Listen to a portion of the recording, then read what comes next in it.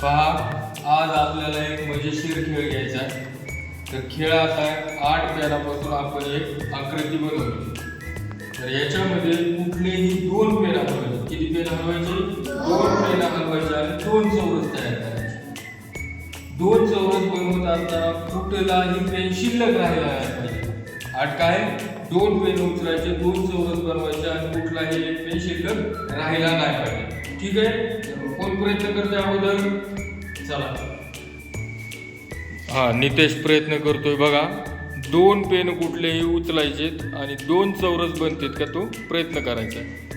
एक पेन उचलला, दुसरा पेन, परंतु 2 चौरस बनलेत का? नाही.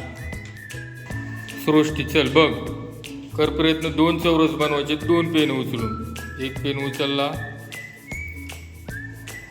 आणि दुसरा, परंतु 2 चौरस बनले का? नाही बनले. चला पुढं. त्रेश बघ, 2 पेन उचलायचे,